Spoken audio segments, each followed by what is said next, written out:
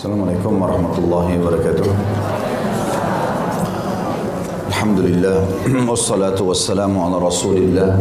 Segala puji dan puja kehadirat Allah subhanahu wa ta'ala, juga salawat dan taslim kepada Nabi besar Muhammad sallallahu alaihi wasallam. Kita akan masuk ke bahasan buku baru, judulnya Beginilah Seharusnya Mendidik Anak. Panduan mendidik anak sejak masa kandungan hingga dewasa berdasarkan Al-Quran dan As-Sunnah. Ditulis oleh Al-Maghribi bin As-Sa'id Al-Maghribi. Yang paling pertama, saya sudah ajarkan metode dalam mempelajari buku, buka daftar isi.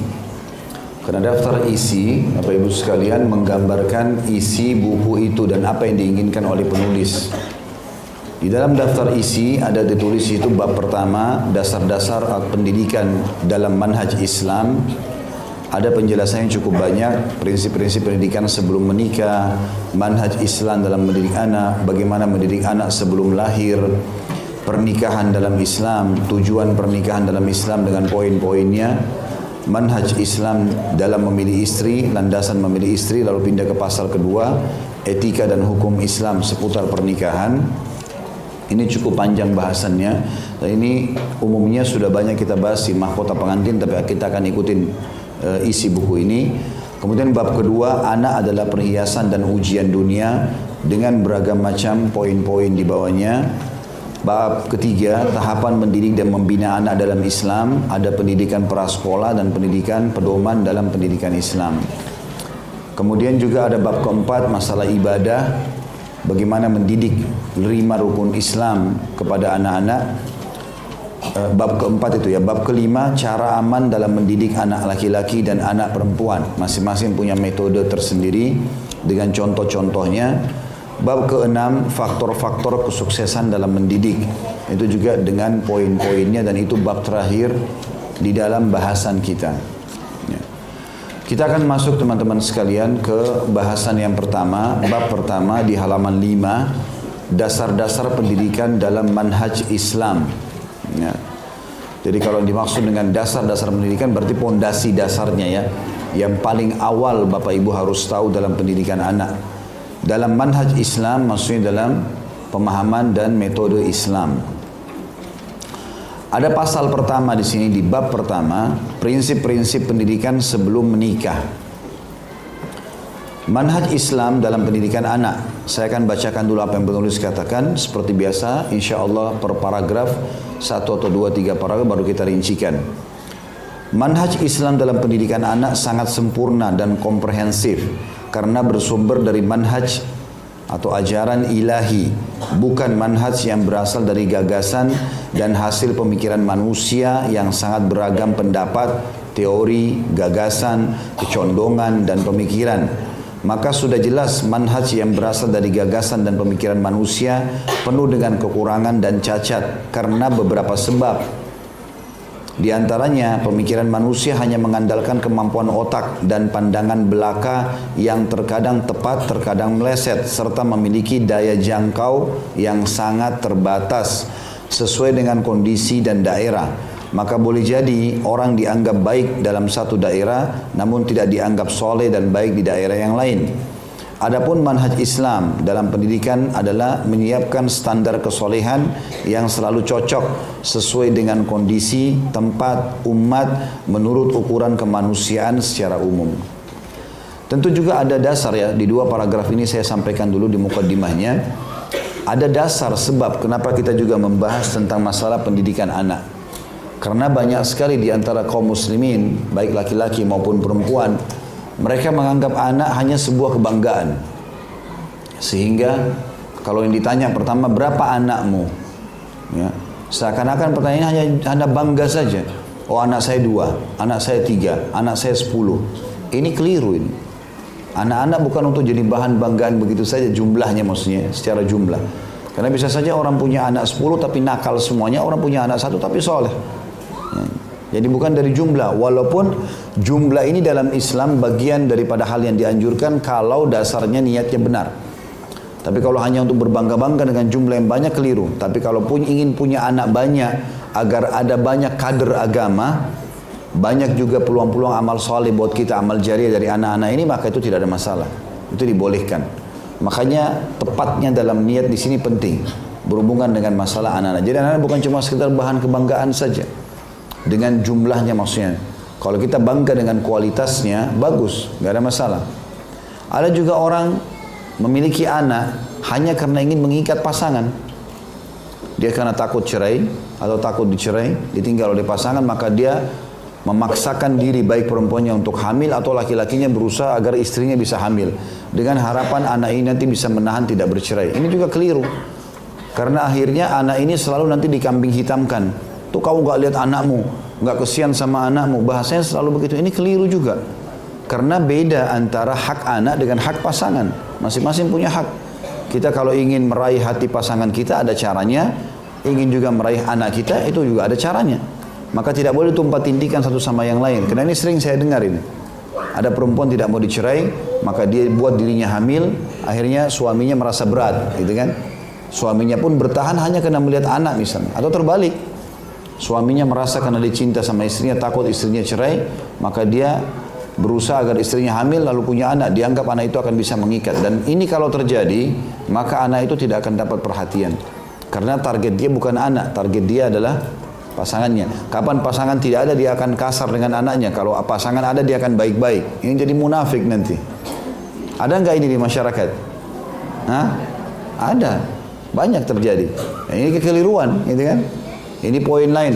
Jadi poin pertama tadi, kalau hanya berbangga-bangga dengan jumlah, dan ini sama sekali dia tidak punya perhatian dengan anak-anak dia. Cuma dia bangga saja anaknya 9, anaknya 10, anaknya 12, dan seterusnya. Atau yang kedua tadi tentang masalah terpaksa mengikat pasangan. Ini juga keliru. Termasuk dalam masalah keliru adalah memiliki anak tanpa ada sumber halal. Pokoknya punya anak saja. Nah, kalau perlu mereka tidak mau menikah, walaupun anaknya sudah banyak. Ini kan terjadi di negara-negara orang Muslim. Mau dengan cara benar atau tidak, yang penting hamil punya anak. Dan anak ini tidak jelas status dalam Islam, diistilahkan dengan anak haram. Ini juga tidak boleh. Harus jelas. Termasuk ya, dalam poin ini juga adalah tidak melihat pendidikan anak itu sendiri. Sehingga anak-anak ini bentuk kasih sayang yang diberikan bukan pendidikan, tetapi pelanggaran. Sibuk dengan menyiapkan baju bagusnya, bermerek, kamarnya yang bagus, sekolahnya pakaian, sepatu, segala macam. Tapi dia nggak peduli dengan pendidikannya. Anaknya ini mau jadi sarjana kah? Enggak, kapan ayah sudah kaya, ibu sudah kaya. Ini juga keliru nih. Jadi poin-poin ini membuat kita harus membahas tentang masalah pendidikan Islam kepada anak itu. Apalagi ada hadis Nabi SAW yang sahih, dan itu penulis tulis di sini sebenarnya ya. Kalau di buku ini ada hadis itu diangkat oleh penulis. Kalau saya tidak salah tadi ada di sebelum daftar isi, di sebelah daftar isi. Ya, kalau kita mundur berapa lembar ke belakang, hadis yang diriwayatkan oleh Imam Bukhari di dalam kitab Adab Mufrad yang kata Nabi SAW, idza matal insanu in qata amaluhu illa min thalath, sadaqatin jariyah aw ilmin yuntafa'u bihi aw waladin salihin yad'u lah. Jika manusia meninggal maka terputuslah amalannya kecuali dari 3 perkara: sedekah jariyah, ilmu bermanfaat, atau anak saleh yang mendoakan. Berarti anak bisa menjadi sumber kebanggaan di dunia dan bisa menjadi sumber pahala yang besar setelah kita meninggal di akhirat nanti. Maka anak soleh juga adalah target utama, gitu kan? Jadi bukan cuma sekedar bangga-banggaan dengan jumlah, bukan hanya sekedar mengikat pasangan, bukan hanya sekedar tadi ya, misalnya punya anak juga dengan cara yang tidak halal, tidak peduli sumbernya halal atau tidak. Maka ini semua keliru. Harusnya seseorang memang targetnya, kalau dia seorang muslim, targetnya bagaimana punya anak-anak yang berkualitas secara keimanan yang bisa menjadi amal jariah buat dia. Itu kurang lebih gambaran dari pembukaan dan juga 2 paragraf pertama. Lalu penulis berkata, manhaj Islam adalah konsep yang sempurna dan mencakup seluruh kebaikan yang dibutuhkan oleh manusia, baik dalam urusan dunia, agama, dan akhirat, dari semenjak lahir hingga kembali kepada Allah Subhanahu wa Ta'ala. Perbedaan pendidikan Islam bagi anak-anak dan bagi individu masuk dalam peningkatan skill SDM itu memang wahyu. Jadi standarisasi jujur, amanah, tanggung jawab, bakti sama orang tua, ya, menjalankan tanggung jawab baik itu orang tua kepada anak atau anak kepada orang tua, ini semua standarisasi. Orang dari suku manapun sama. Dan ini dipandu oleh wahyu, bukan teori manusia.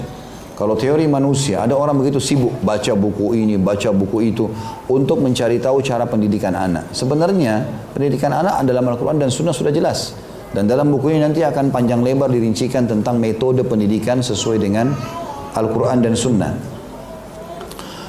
Manhaj Islam memperhatikan soal kejiwaan manusia dari berbagai segi dalam segala kondisi, interaksi dan menunaikan kewajiban dan tugas dalam hidup.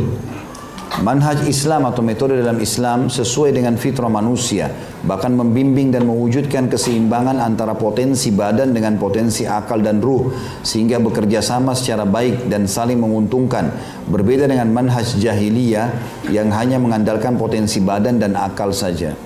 Kalau agama mengajarkan kita teman-teman tidak bisa luput antara pendidikan anak dengan keimanan. Ya.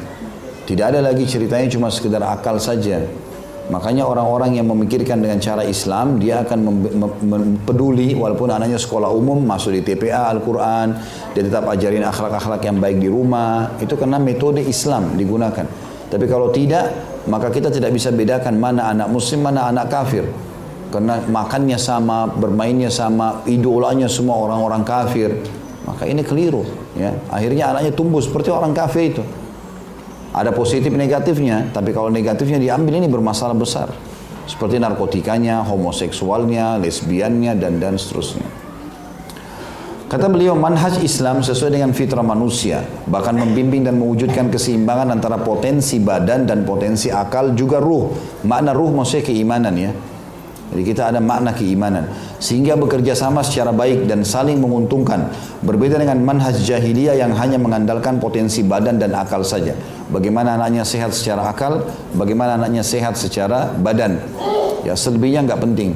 Mau ibadah nggak penting. Mau tahu halal haram itu nggak penting. Manhaj Islam mendidik manusia untuk menumbuhkan kesadaran secara benar dan lurus sehingga berbagai potensi baik jasad, akal dan ruh bergerak dan menjadi modal meraih keberkahan atau kebaikan. Allah memfirmankan tentang masalah pentingnya mendidik generasi yang baik, yaitu anak-anak. Allah mengatakan dalam surah Al-Imran ayat 110, A'udzu billahi minasyaitonir rajim, kuntum khaira ummatin ukhrijat linnas ta'muruna bil ma'ruf wa tanhauna 'anil munkari wa tu'minuna billah walau amana ahlul kitabi lakana khairan lahum minhumul mu'minun wa aktsaruhumul fasiqun. Kalian umat Islam adalah umat terbaik yang dilahirkan untuk manusia. Makna kalimat ini adalah generasi demi generasi muslim akan punya standarisasi wahyu yang memandunya sehingga menjadi manusia terbaik. Karena kalian menyeru kepada kebaikan atau ma'ruf, artinya kalian mengerjakan perintah Allah dan mencegah dari yang mungkar, kalian tinggalkan semua apa yang dilarang oleh Allah serta beriman kepada Allah. Sekiranya ahli kitab beriman, tentulah itu lebih baik bagi mereka. Di antara mereka ada orang-orang yang beriman, namun kebanyakan mereka adalah orang-orang yang fasik. Itulah manhaj Islam yang sempurna yang telah dipancang kuat oleh pendidik manusia terbaik Muhammad SAW di atas nilai, akhlak dan prinsip-prinsip Islam yang kokoh yang tidak meninggalkan perkara sekecil apapun kecuali pasti telah ada solusi darinya. Bahkan seluruh sisi kehidupan manusia telah dibahas secara tuntas sehingga manhaj Islam merupakan manhaj istimewa dan unggul di atas manhaj lain di muka bumi, baik dari sisi pengaruh, cakupan, hasil dan juga kemampuan sentuhan. Ya, sampai paragraf ini sebenarnya penekanannya lebih kepada metode pendidikan Islam akan sangat besar manfaatnya kalau dipakai dalam kehidupan. Dan ini menyinggung banyaknya generasi muslim yang tidak mau menggunakan pendidikan Islam. Yang sudah sering kita singgung ya, tidak mau masukkan pesantren, tidak penting pendidikan agama, bahkan di lembaga-lembaga pendidikan kita, parahnya itu orang anak-anak kalau tidak lulus agama dibantu. Ya, kadang-kadang begitu, dibantu nilainya. Ya. Kalau guru agama tidak masuk, tidak masalah. Tapi coba kalau matematika, fisika, ini masalah. Sehingga anak-anak kita juara dunianya fisika, juara dunianya matematika. Masalah agama dan akhlak ini ya harusnya menonjol. Bahkan Saya pernah melihat buku pendidikan ponakan saya, itu dia di SMA waktu itu, SMP atau SMA, saya lupa ya. Jelas saya lihat buku pendidikan Islamnya, itu kalau saya baca dalil-dalilnya ya, menurut apa yang saya tahu ya, itu subhanallah asal pendidiknya benar, itu sudah luar biasa. Asal dia berikan contoh yang tepat, mengajar dengan dalil itu sudah cukup.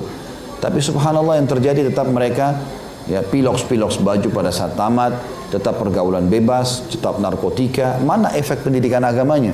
Karena dianggap tidak penting. Ya, lulus tidak lulus bisa dibantu. Ya, kalau sebenarnya kalau pemerintah menerapkan pendidikan agama di nomor satukan, kalau tidak lulus maka tidak bisa lulus, walaupun yang lainnya berhasil, maka pasti mereka akan terbentuk menjadi orang-orang yang terbaik. Dan pendidikan agama kita tahu sama-sama, ajarannya jujur, amanah, tanggung jawab, bakti sama orang tua, baik sama tetangga, ada bab akhlak, ada bab adab, ada bab ibadah, jadi banyak lengkap. Jadi agama kalau diterapkan maka jadi baik, otomatis karena semua kebaikan. Dan kalau ditinggalkan, artinya mengerjakan apa yang agama larang kayak dusta, riba, zalim, gunjing, apalah fitnah, semua merusak. Ya, makanya kita ada istilah broken home misalnya. Kenapa dia rusak? Tidak ada pendidikan agama. Orang tua tidak peduli.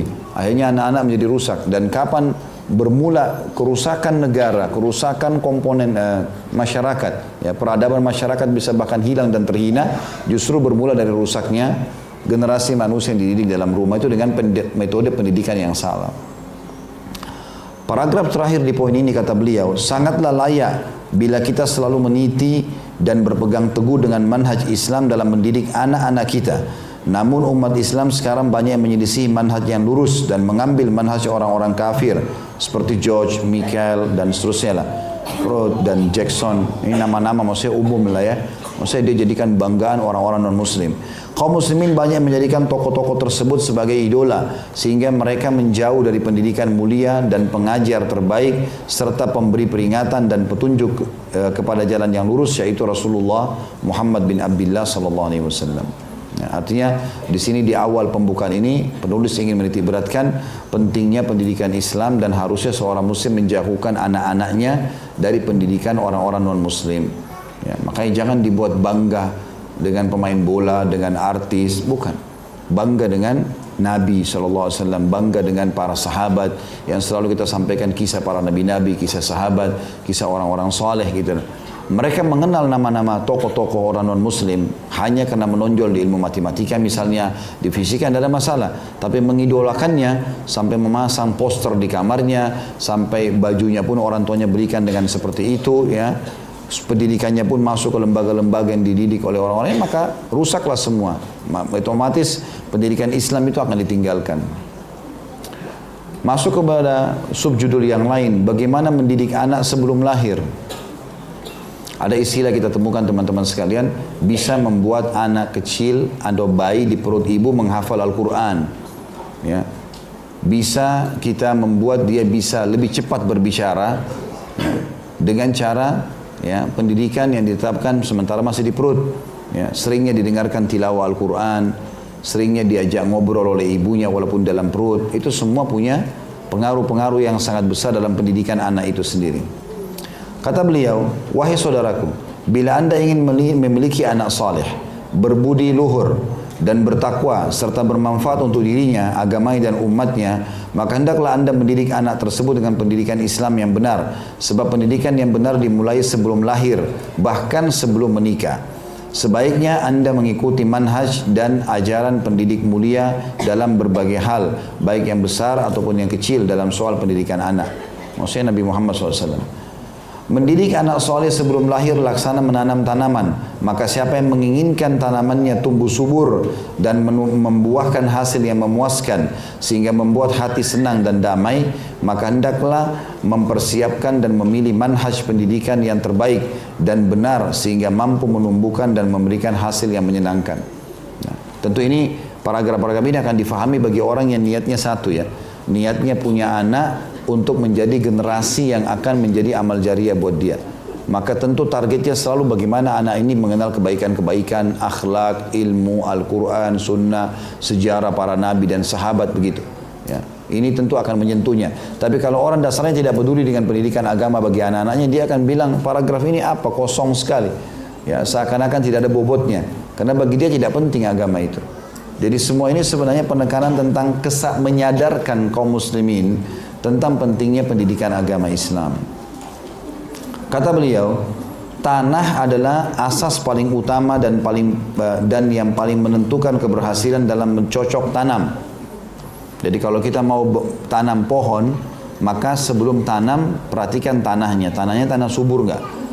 Kalau kita ambil pohon mangga, pohon buah-buahan lalu kita tanam di padang pasir, nggak tepat, gitu kan?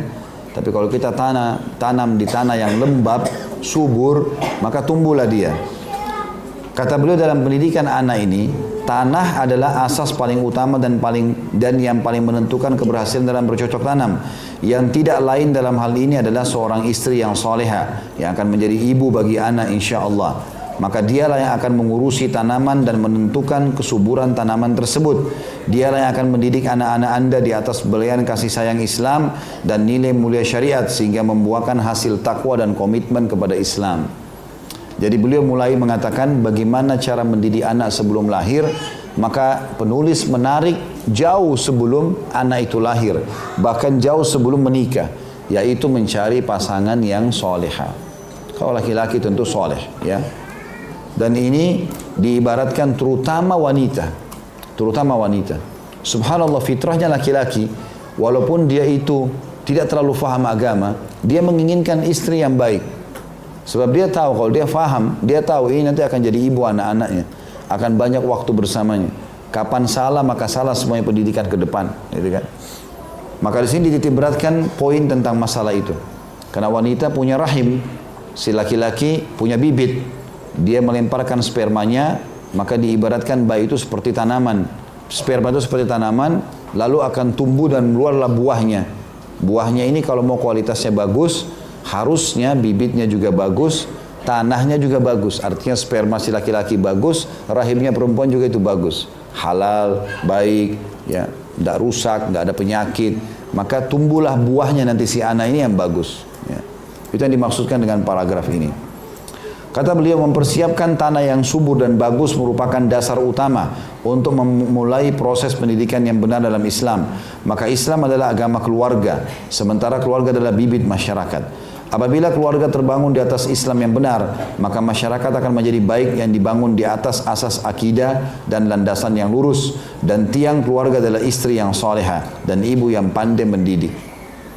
Bila seorang istri baik, maka baiklah keluarga dan anak. Sebagaimana dikatakan oleh penyair, al-ummu madrasatun idza a'dattaha a'datta sya'ban tayyibal a'raq. Al-ummu raudun in ta'ahadat nabtah birrayyi awraka ayyuma iraqin. Yang artinya, ibu adalah madrasah atau sekolah pertama. Bila engkau persiapkan dengan baik sekolah itu, maka engkau telah mempersiapkan bangsa yang kuat, bangsa yang baik dan kuat. Ibu laksana taman, bila engkau pelihara tanaman dengan siraman yang cukup, maka akan tumbuh dengan subur dan rindang. Jadi kalau kita simpulkan sampai di sini, penulis ingin menitikberatkan metode pendidikan anak yang paling pertama mencari pasangan yang baik. Ini pernah saya sebutkan di awal-awal pertemuan mahkota pengantin, ya. Kalau bapak ibu yang sudah terlanjur menikah, alhamdulillah ala kulli hal. Ada sesuatu kurang dari pasangan, tinggal berdoa dan bantu dia keluar dari permasalahannya. Tapi jangan terulang keburukan yang sudah kita alami kepada anak-anak. Pernah saya sampaikan itu. Kalau ada naudzubillah orang yang hamil di luar nikah, jangan lagi anak perempuannya dibiarkan hamil di luar nikah. Dengan alasan ibu juga seperti kamu kok dulu. Bahkan uniknya dia tanya, ya, dia bilang, nak kenapa kau sudah SMA belum punya pacar? Mana pacarmu, kenalin sama ibu? Kok malah aneh ini? Ya, pacaran sebelum nikah berarti zina. Dia siap tanggung dosanya, menyuruh anaknya berzina. Ini kan bahaya. Ya, ini pendidikan yang keliru. Kalau pernah ada keburukan terjadi dalam hidup kita, jangan wariskan keburukan itu. Kalau perlu sekarang kita balas itu dengan cara anak saya 6 tahun harus hafal Quran. Pendidikan agamanya harus begini. Saya baca Quran bisanya di umur 35 tahun. Anak saya harus sudah hafal dari kecil. Saya dulu sholatnya nanti umur 25 tahun. Anak saya dari kecil sudah sholat. Berbeda memang. Kita beda. Tutup kekurangan kita tadi supaya Allah maafkan dengan anak-anak. Itu yang penting. Jangan malah diwariskan keburukan. Itu satu sisi. Sisi yang lain, Bapak Ibu sekalian, selain daripada jangan wariskan keburukan ya kepada anak-anak, Juga kalau Bapak Ibu salah pilih pasangan ini ya, tidak ada pernikahan tanpa biologis teman-teman. Kecuali orang itu sakit. Nggak mungkin. Mungkin dia sakit, dia stroke, orang gila, mungkin. Tapi kalau orang normal pasti ada biologis, mau nggak mau. Setelah akad nikah itu sudah umum, orang semua tahu. Sampai dikatakan bulan pertama, bulan madula segala macam. Untuk menikmati biologis tersebut. Dan memang pernikahan 50%-nya adalah biologis. Sehat biologisnya, sehat rumah tangganya. Gagal biologis, gagal rumah tangga. Kalau Bapak Ibu punya masalah, bisa menarik masalah itu dengan diselesaikan dengan cara biologis, maka aman semuanya. Karena biologis ini nomor satu. Makanya penentuan anak pun tergantung dari masalah biologis itu. Tergantung dari masalah itu. Ingat ibu-ibu di sini, akhwat kita. Kalau sudah terlanjur menikah, tadi saya sudah kasih solusi. Kalau belum, kalau jangan wariskan kepada anak-anak sesuatu yang buruk. Kalau kita belum menikah, ada di sini akhwat kita yang hadir belum menikah, hati-hati sekali. Menerima bibit harus bibit yang berkualitas, sperma. Karena setetes saja masuk ke rahim Anda dan Anda hamil, sudah cukup membuat laki-laki itu menjadi status ayah anak kita selamanya. Nggak bisa dihapus. Mau kita nyesel, udah nggak bisa. Setetes sperma saja. Bahkan subhanallah walaupun orang KB tetap bisa hamil. Orang pakai spiral bisa hamil. Ada orang begitu. Kuasa Allah SWT. Pernah ada sahabat azal. Azal itu keluarin sperma di luar. Dia bilang, ya Rasulullah, saya mengazal istri saya karena saya tidak ingin dia hamil dulu. Tunda kehamilan. Nabi SAW membolehkan, tapi Nabi mengatakan, tapi ketahuilah, andai saja spermamu kau tumpahkan ke tanah, dan Allah mau jadi, maka jadi manusia. Bisa jadi setiap saat. Makanya sebelum ada sebab itu, hati-hati. Ya. Dan ini ada banyak muslimah, malah tidak takut. Kita suami saja, kalau sudah jelas suami sah, tapi dia fasik, itu sudah berbahaya buat anak-anak kita nanti. Karena dia akan jadi status ayah selamanya. Bagaimana ada orang berani menerima bibit dari haram, perzinahan. Bahkan gonta-ganti pasangan. Ini bahaya sekali. Masalahnya ini, dia tidak memahami. Kita ini teman-teman, kalau sudah menikah, kita ini seperti komponen manusia di muka bumi ini, kantong-kantong perkembangbiakan manusia yang baru. Ini harus sehat semua ini. Nggak boleh tidak. Gitu kan? Jadi begitu kita sudah berumah tangga, sebenarnya kita jadi komponen pengembangbiakan manusia sudah ini. Ya, kantong satu, kantong dua, rumah tangga itu semua begitu. Maka ini perlu digarisbawahi. Begitu juga dengan ikhwah kita. Bukan cuma mengandalkan cantiknya saja, ya, performanya saja, kekayaannya saja. Tapi satu tetes sperma yang kita lemparkan ke dalam rahim, begitu dia hamil, seburuk apapun wanita itu akan jadi status ibu kita, ibu anak kita selamanya. Nggak bisa dihapus. Kesian anak-anak ini, nanti menyesal. Tahu ayahnya pemabuk, tahu ibunya pezina. Ini kan jadi masalah buat dia. Masa depannya pun dia tidak terganggu. Gitu kan. Maka ini dimaksud dengan awal pendidikan anak-anak. Jangan salah dalam memilih pasangan itu. Dan di sini beliau titik beratkan lebih jauh kepada wanita. Karena wanita nanti yang menerima sperma itu, lalu tumbuhlah pohon itu di dalam rahim, berbuahlah dia menjadi anak, gitu kan. Kemudian paling banyak interaksi ibu, nanti menyusui, nanti di rumah, ya pendidikan semuanya sama. Makanya dia pengaruhnya besar sekali. Laki-laki 99% kerja di luar rumah cari rezeki. Waktu sama anak-anak terbatas, walaupun ada gitu. Kata beliau, bahkan ibu adalah universitas yang mampu meluluskan anak bangsa yang tangguh, kokoh dan soleh pada setiap zaman dan tempat. Wanita adalah setengah dari bagian masyarakat dan dia melahirkan separuh dari generasi manusia, serta dialah pondasi tegaknya keluarga, sehingga keluarga adalah asas masyarakat. Sementara keluarga adalah asas masyarakat. Bila Anda ingin memiliki masyarakat yang baik dan tangguh, maka hendaklah Anda membenahi rumah tangga itu. Dimulai dari situ. Dan rumah tangga dimulai dari memilih pasangan yang tepat tadi. Namun sebelum berfikir ke arah itu, Anda harus memilih istri yang soleha untuk menjadi pendamping dan pendidik bagi anak-anak Anda, serta pemegang amanah bagi rumah Anda. Karena rumah tangga yang islami menjadi bibit terbentuknya masyarakat yang islami dan sekaligus berfungsi sebagai benteng akidah yang kokoh. Maka hendaklah seorang muslim membangun benteng yang kokoh lebih dahulu, karena hal itu lebih utama, harus diperhatikan. Oleh sebab itu, seorang ibu memiliki peran yang sangat menentukan dan pengaruh yang sangat penting bagi proses pendidikan dalam rumah tangga, di samping peran bapak. Ya, kalau kita lihat kisah Maryam alaihissalam, Salah satu sebabnya disebutkan dalam Al-Quran, kenapa Allah Subhanahu Wa Taala meletakkan Isa utusannya di rahim Maryam. Ulama tafsir menjelaskan masalah itu. Karena Maryam memiliki rahim yang suci. Bahkan Maryam alaihissalam saking sucinya dan mulianya tidak pernah interaksi dengan laki-laki yang bukan mahram. Bahkan tidak keluar rumah. Jadi kalau Maryam keluar dari rumahnya di Palestina, begitu keluar jadi bahan perhatian orang karena jarangnya kelihatan. Allah Subhanahu Wa Taala karena kesuciannya Maryam ini, jangankan dia interaksi sama lawan jenis gitu, keluar rumah aja jarang gitu kan. Maka Allah Subhanahu Wa Taala titipkan amanah rahim di rahimnya ya manusia ini. Dan tidak mungkin Maryam hanya sekedar hamil Nabi Isa selesai, tapi di tangannya lah tumbuh Nabi Isa menjadi Nabi Allah nantinya. Karena kalau salah ibunya, salah semua ini. Ibunya pengaruh pada anaknya kan. Sekarang kalau ibu-ibu duduk nih, terus ngomong sama anak-anaknya, nak nanti ibu mau kau jadi artis ya. Itu sudah terekam bagi anak-anaknya. Biar ayahnya bilang, jangan nak, itu bahaya. Ya.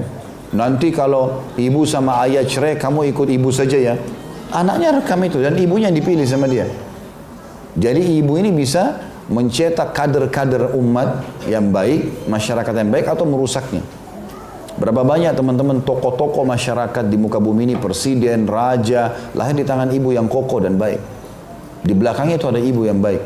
Didukung lagi dengan istri yang salehah, tambah kuat dia. Gitu kan? Jadi perannya ibu-ibu itu jangan dianggap remeh. Walaupun hanya belayan tangan yang penuh dengan kasih sayang, masakan yang sehat, perhatian yang cukup di rumah, itu sudah sangat luar biasa. Laki-laki butuh itu. Mereka butuh itu. Kapan ibu hilangkan ini, dia tidak akan betah di rumah. Kapan laki-laki masuk rumah yang ada cuma ucapan kata-kata kasar, tuntutan-tuntutan yang banyak, tidak ada sesuatu ketenangan dalam jiwa, maka dia berharap tidak pulang ke rumah. Bahkan dia berharap pulang ke rumah istrinya sudah tidur. Ya. Ya. Karena kalau pulang pasti cerewet, ini ada satpam ini. Tanya ini, tanya itu, macam-macam, curiga ini, curiga itu, nggak nyaman. Ini bukan seorang figur pendidik ya. Tapi harus menjadi ibu yang rabbaniyah, yang takut kepada Allah, yang memang dia menjalankan tugas sampai ajal ini, mengejar dari suami, dari anak adalah pahala-pahala yang besar. Itu yang harus ibu fikirkan. Ya. Ada banyak ibu-ibu sibuk, dia kaya, dia bayar misalnya babysitter atau nggak salah. Tapi atau dia biarkan sama pembantu, boleh pakai pembantu. Salah nggak salah. Yang keliru, yang salah di sini adalah kalau dia sama sekali tidak ada waktu. Ada banyak ibu-ibu di rumah dengan anaknya ini, yang dia fikir adalah yang penting sudah bertanya, cukup, sudah tanya. Kalau anak-anak pagi sudah dimandiin belum? Sudah siapin makannya? Sudah, baik pergi. Acaranya 10 di luar. Pulang, sudah tidur anak-anak. Tadi sudah makan belum? Sudah, selesai. Dianggap sudah selesai tugasnya. Sekarang saya tanya bu, kalau seandainya pembantunya ibu SD pun tidak tamat, lalu ibu biarkan anaknya ibu 8 jam, 10 jam sama dia, kira-kira terus berharap bisa hafid Quran 30 juz? Jadi seorang ilmuwan, gimana caranya? Pembantu juga nggak bisa disalahin, karena dia cuma sebatas itu yang dia faham. Maka kalau orang tuanya di kampung ajarin dia bohong, dia bohong. Anak kita juga dilatih. Saya pernah kedatangan seseorang, tetangga orang non muslim. Subhanallah, ini anak ini Nasrani semua orang tuanya. Datang ke rumah main. Begitu datang ke rumah, terus dia duduk, istri saya bilang, ini anak ini banyak hafal doa-doa Islam. Hafal doa mau makan, doa mau tidur, hafal banyak. Terus saya tanya, kok bisa? Orang tuanya muslim? Enggak, bukan. Kenapa? Pembantunya. Jadi pembantunya muslim rupanya. Tapi kebetulan dapat pembantu yang baik. Didik anaknya orang ini pendidikan Islam. Tapi ada juga terbalik. Anak-anaknya jadi rusak. Yang tahu cuma nyanyi-nyanyi, lagu-lagu. Kadang-kadang ada anak-anak kecil kita dengar nyanyi-nyanyi lagu cinta. Dari mana ini? Faham apa masalah cinta ini? Ternyata pembantunya yang ajarin, gitu kan? Kadang-kadang yang juga jauh lebih berbahaya ya. Kalau pembantu-pembantu ini memang ada sifat buruk, ada pelecehan seksual, dia perempuan, dia bisa ganggu anak laki-laki kita, dilatih hal-hal yang tidak baik, atau terbalik, gitu kan? Bisa juga terbalik, anak perempuan kita misalnya dipegang oleh supir fulan atau tukang kebun ini, kita nggak tahu, banyak terjadi. Nah, ini berbahaya sekali kan? Makanya harus hati-hati dalam ini semuanya. Ya. Kata beliau lanjutannya adalah, bagi orang yang ingin membentuk rumah tangga yang islami, dan anak-anak yang soleh. Harus memilih seorang calon istri yang soleha dan baik, karena dia adalah pondasi yang sangat menentukan keberhasilan pendidikan rumah tangga dan sebagai tempat awal pijakan pendidikan yang benar. Dengan demikian Anda telah menyiapkan dasar-dasar pendidikan yang benar bagi anak-anak atau bagi anak-anak Anda sebelum lahir. Ya. Makanya teman-teman perlu bertanya juga satu hal ya, bagi orang yang mau menikah. Pertanyaan ini penting bagi calon kita. Apa program kamu atau apa programnya kalau sudah punya anak, atau bagaimana metode pendidikan anak? Itu dari awal kita sudah tanyakan, bagus ditanyakan. Kalau dia mengatakan ya nanti kalau sudah punya anak baru saya berpikir, misal ini orang nggak jelas. Oh kalau ada anak saya akan ajar dia baca Quran, saya akan begini, saya akan begitu, saya akan sekolahkan Islam dan seterusnya, maka itu positif, bagus. Berarti dia sudah punya program dalam masalah ini ya. Itu yang dimaksud dalam poin ini. Ini ada bahasan tentang masalah pernikahan dalam Islam, dan setelah ini ada banyak sekali bahasan masalah pernikahan dalam Islam ini. Baik, kita masuk dulu ke judul masalah baru, masalah pernikahan dalam Islam. Ya. Pernikahan merupakan bibit pertama dan cikal bakal kehidupan masyarakat, aturan yang bersifat alami bagi alam semesta, serta sunnatullah untuk menjadikan kehidupan semakin bernilai dan mulia. Pernikahan merupakan hubungan batin yang hakiki, cinta yang penuh dengan kejujuran, dan kerjasama dalam kehidupan yang penuh ruh kebersamaan dan kasih sayang untuk membentuk keluarga yang baik sekaligus memakmurkan alam semesta. Ini global sekali kata-katanya ya, tetapi ada makna penting di sini. Teman-teman sekalian, saya sudah pernah bilang di bab pernikahan, jangan menikah karena sudah terlanjur, teman-teman semua yang sebaik kita sudah menikah, sudah terlanjur suka karena desakan orang tua, faktor umur, faktor ekonomi, lingkungan, ini semua tidak ada. Jangan menikah karena itu. Dan saya ingatkan kembali, saya ulangi lagi yang kita sebutkan di awal bahasan mahkota pengantin. Kalau ada bapak ibu hadir di sini, menikahnya karena sebab-sebab tadi yang saya sebutkan, di ruangan ini ubah niatnya dalam hati. Ini ibadah, pernikahan ibadah. Niatkan menikah dengan suami dan istri itu karena perintah Allah dan Rasulnya, dan di situ ada peran dan amanah yang besar. Yang pertama, pasangan kita adalah sebab kita masuk ke dalam surga. Dia bukan musuh, dia adalah pasangan yang membawa kita masuk ke dalam surga. Kejar surga dari dia, kerjakan apapun tugas kita dari Allah, karena Allah SWT Allah akan balas. Kemas baik-baik suaminya ibu, kemas baik-baik istri bapak-bapak. Kemas mereka menjadi orang-orang yang menjadi penyebab kita dapat amal jariah. Itu yang penting. Sehingga tidak ada jenuh dalam berkorban buat pasangan. Tidak ada hitung-hitungan. Saya heran kadang-kadang melihat rumah tangga ada orang hitung-hitungan duit suami istri. Kenapa hitung-hitungan duit ini? Apa hubungannya? Kemarin kan kau pakai uang saya 100 ribu. Ya Allah. 100 ribu minta dari suaminya. Ya. Rembes ini, rembes itu. Padahal sebenarnya kadang-kadang sudah ada uang bulanan. Suami hanya seperti kantong duit, keliru ini. Ini pasangan yang akan membawa kita ke surga. Itu poin penting ini. Sehingga apapun kita siap berkorban dengan pasangan, ikhlas untuk itu. Rumah tangganya enak terus itu. Karena kita tulus untuk mendapatkan kebaikan dari orang ini, gitu kan? Itu dimaksudkan di sini. Sebenarnya pernikahan itu adalah hubungan batin yang hakiki. Memang kita boleh menjalin rasa cinta yang mendalam, rasa rindu. Bapak ibu yang sudah berumah tangga, jangan kaku dalam rumah tangga. Lampiaskan semua bentuk cinta, sayang, dari kosakata, dari karakter-karakter.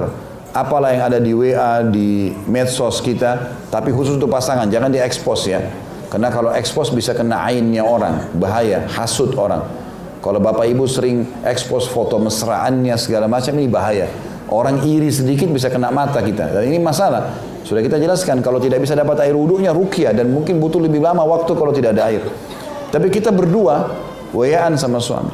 Bapak ibu kalau ada yang hadir di sini tidak seperti ini, perbaikin. Ada orang kaku sekali. Salam di WA sama suami dan istri tidak pernah disebutkan. Assalamualaikum artinya semoga keselamatan dunia akhirat selalu ada untukmu. Warahmatullah, semoga Allah selalu kasih kau karuniahnya. Karunia itu kesehatan, kekuatan, rezeki. Wabarakatuh, semoga berkah selalu cukup hidupmu. Kalau sehari kita telepon-teleponan 10 kali atau 5 kali dengan pasangan atau WA, kita sebutkan 10 kali kita doain dia. Jadi baik pasangan kita. Tidak pernah ucapin salam. Tidak pernah ada kata-kata sayang dan mesra. Semuanya kata-kata, jangan lupa pesanan saya ya. Assalamualaikum warahmatullahi wabarakatuh. Apa kabar sayang? Udah di mana? Udah makan belum? Setelah selesai semuanya baru ya. Jangan lupa bawa pesanan saya ya. Nanti saya sudah siapin makanan enak di rumah. Nah, enak orang bacanya. Jadi suaminya begitu lihat WA, jangan buka dulu pasti pesanan. Kenapa ketawa? Tahu diri. Nah, masalahnya itu. Sama suami juga begitu banyak ikhwah. Kadang-kadang di mobil, saya jalan sama-sama, telepon istrinya, enggak assalamualaikum, enggak apa. Sebentar siap ya, saya akan jemput jam 2. Ini kenapa kayak bukan rumah tangga? Kayak kepolisian. Tanya dulu. Assalamualaikum salam. Oh Masya Allah suara kamu bagus sekali hari ini. Enggak apa-apa. Gombal aja. Sama suami istri enggak apa-apa. Ingat, mau langgeng rumah tangga, kata kuncinya royal dengan pujian. Royal dalam segala hal ya, tapi terutama pujian dengan materi. Ini nggak ada hitung-hitungan suami istri. Ini kata-kata sayang, rindu, semua ini lampiaskan udah. Dan royal dalam pujian, apa saja puji. Sedikit kita lihat pakainya bagus, baru puji. Masakannya, aturan rumahnya, suami mungkin dengan penampilannya, dengan apalah, apa saja yang dikasih, terima kasih. Pegang pemberian itu. Masya Allah, terima kasih. Berarti kamu ingat saya hari ini ya. Ya, cuman ini. Gimana coba? Sekarang saya sama bapak-bapak di sini. Kalau kita pulang bawa sesuatu ke rumah, biar cuma makanan. Istri kita sambut, oh Masya Allah, terima kasih ya. Makan sama-sama, tunjukin kalau kita peduli. Itu di luar rumah, kita selalu berpikir, bawa apa lagi ya? Istri saya Masya Allah, gitu kan? Tapi kalau bawa 1, 2, selalu dianggap remeh. Kasih pembantu aja, dia nggak makan, nggak sentuh. Pemberian suaminya, mungkin suaminya ibu tadinya, mungkin ibu misalnya, ibu kaya. Lalu kemudian suami cuma bisa belikan handphone 2 juta. Ibu memang sudah pakai yang 10 juta, 15 juta. Tapi dia mampunya itu. Mungkin ibu tidak tahu, mungkin dia utang sama temannya. Mungkin dia tadi itu di bawah matahari segala macam, lalu itu mahal sekali buat dia. Kenapa kalau ibu terima? Oh Masya Allah, terima kasih ya. Terus dipakai, lihatin depan dia, walaupun handphone kita yang satu mungkin ada, tunjukkan sama dia kepedulian. Itu membuat orang selalu mau, apalagi saya berikan, karena kita tahu nilainya kan gitu. Kita tahu nilainya. Saya kalau pulang rumah saya biasakan bawa sesuatu, apa saja saya bawa. Mungkin ada makanan, ada apa, saya kasih istri saya gitu. Nah, pernah saya pulang rumah lupa nggak bawa apa-apa, saya beli permen yang ada pegangannya. Saya bawa 2, terus saya bilang, saya bawain kamu sesuatu. Dia tanya, apa itu? Ya. Saya keluarin permen, ketawa dia. Nggak apa-apa, saya duduk berdua makan sambil ngobrol. Kan romantis kan? Rahasia ya. Tapi banyak orang subhanallah kaku sekali. Bicara sama pasangan, lihat tembok. Kenapa lihat tembok? Lihat dia. Dengar suaranya, lihat alisnya, itu yang halal. Harusnya masukkan kegembiraan dalam hatinya, cinta, harus ini. Ini nanti efeknya besar sekali ya. Sehingga kalau hubungannya baik, baik juga kepada masalah anak-anak. Komunikasi akan sehat, otomatis itu terjadi. Tentu bahasa masalah dengan anak ini satu buku ya. Jadi masih panjang sekali bahasanya. Sisa pertanyaan kita akan jawab insya Allah juga di pertemuan akan datang. Satu demi satu insya Allah, step by step nanti akan sampai kepada poin yang kita harapkan. Allahu a'lam. Begitu saja. Subhanakallahumma bihamdika, asyhadu an la ilaha illa anta astaghfiruka wa atubu ilaik. Wassalamualaikum warahmatullahi wabarakatuh.